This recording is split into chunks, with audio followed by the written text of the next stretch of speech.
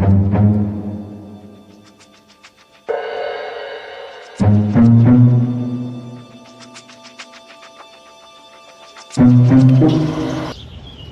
morning. I am sitting on the sunny streets of San Jose del Cabo, and today I thought I would walk you guys through some of the differences between San Jose del Cabo, where I am now, and Cabo San Lucas.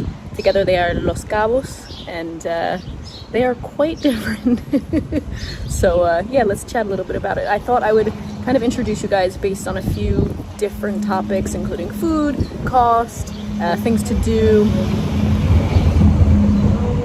how active it is, the nightlife, and that sort of stuff. So I'll break it down that way and compare them and contrast them. And then at the end, I'll let you know which is my favorite, but I guess probably it's already obvious. If you don't already know where Los Cabos is located, they're right at the very southern tip of the Baja Peninsula in the state of Baja California Sur. Cabo San Lucas is more towards the west and has beaches that face both the Pacific Ocean and the Sea of Cortez, while San Jose del Cabo is east of Cabo San Lucas and all of the beaches are on the Sea of Cortez. It's about a 30-minute drive between the two of them, with several beautiful beaches along the way. I think it's worth noting that Los Cabos didn't just explode because more people started showing up, although that's likely what's been happening in the last 10 years or so. The two cities are a designated tourism zone, which was created and has been driven by the government since the mid to late 90s. The new roads, the nice bike paths, the clearly marked hiking trails, the arrival of huge hotel chains, the stunning golf courses, restaurants cropping up, is all thanks to heavy funding from the Tourism Board and the Baja California Tourism Board. Seems to be one of the most funded, or best funded, in the entire country. So nightlife is very different. If you want the Cabo Wabo and the Senor Frogs and the nightclubs like Mandala and just the overall party atmosphere, the beach parties, the beach clubs that have, you know, contests on the beach for drinking and, you know, belly shots and that sort of stuff, then you definitely want to go to Cabo San Lucas. In the short time we were there, I saw plenty of that. In general, because of the party atmosphere, the age range tends to lean a little bit younger. We saw loads of groups of like 20-something-year-old guys and women, all sort of having a great time, like many of us did in our 20s. So yeah, but in general, there were people having fun at every age range, but it did lean a little bit younger. Meanwhile, in San Jose del Cabo, there are still those beach clubs, but they're not quite as rowdy. There's certainly no one with megaphones on the beach in San Jose del Cabo. And in the town where I am now, as you can see, it's pretty mellow, lots of colonial architecture, very beautiful. The age range leans a little bit higher. Most of the people that we've seen at the bars and stuff have been in their mid to late 30s and older. It's more about like cool wine bars, there's craft beer bars, there's loads besides Baja Brewing. There's also one called 12 Onzas, which is a really cool rooftop bar. There's a gin bar. There's so much going on here that's a little bit more upmarket, I would say. Like in general, San Jose del Cabo leans more towards like a more expensive demographic, although I wouldn't say it's any more expensive in general than Cabo, because I mean, we went and had beers and a bottle of beer was upwards of 90 pesos. That's, you know, well, it's only $3.50 or something, but oh no, it's $4.50. But that's kind of what you're paying here too for a craft beer. So yeah, it evens out price wise, but it's definitely the calmer, chiller nightlife spot, that's for sure. Let's talk costs. Most of you tend to be most concerned about like the prices of things, and I feel like it seems like San Jose del Cabo should be more expensive, but it's not, in my experience. I mean, I still have a lot of exploring to do. Busy road today. But it seems more expensive because the general stuff is a little bit fancier. It's a little bit more upmarket. Like I said before, you've got the wine bars and the art galleries everywhere, and more boutique stores, more cafes. It feels a little bit more gentrified in a lot of ways. Not that Cabo is not gentrified, it's just gentrified in a different direction. but they're kind of the same prices. Like I said before about the Nightlife, you pay $5 for a margarita in Cabo, and you can pay $5 here for a gin and tonic with some fancy like burnt rosemary in it.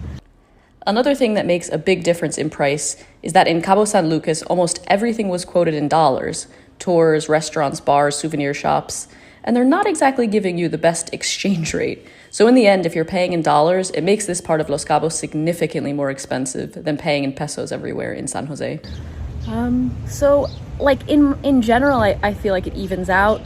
If you're looking for street food, actually Cabo San Lucas seems to have a little bit more of like a budget scene, as well as having the more expensive places along the marina.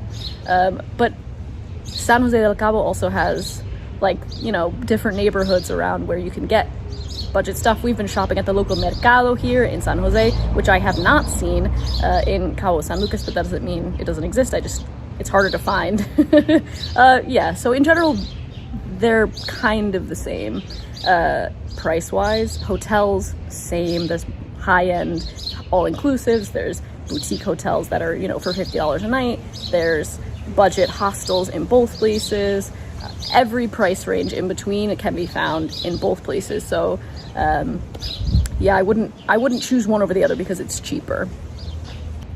When it comes to things to do, Cabo San Lucas kind of wins, just in the fact that it's so focused on keeping tourists busy. So every corner you turn, there's tour agencies, there's people trying to sell you tours to, around the arch, boat tours to go whale watching. There are fishing tours, there are scuba diving tours, there are surfing tours, there are cooking classes, and street food tours, which you saw in some of my previous videos. So there is a lot to do, and you can keep busy. And because there's so many tour companies there, it tends to be easier to get like a little bit of a deal. Deal is a, whatever you think a deal is, but it's certainly busier there for tour companies.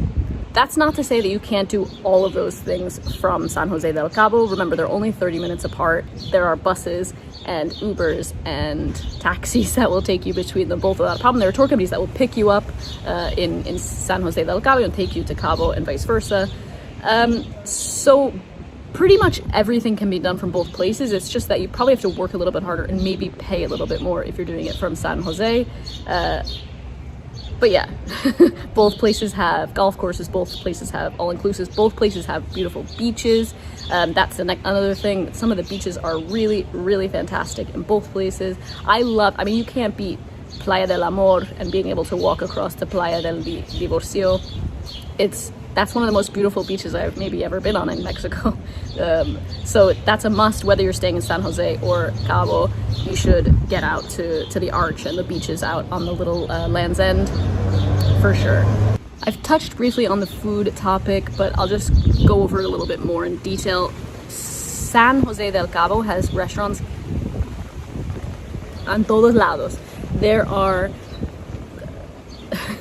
Mexican restaurants, there are tamale stands in the main square, there are tacos, there are mariscos places to get seafood, there are Italian restaurants and Chinese restaurants and Thai restaurants. I saw a Mexican Asian fusion place. There are pizza places. They have everything, and that's really nice.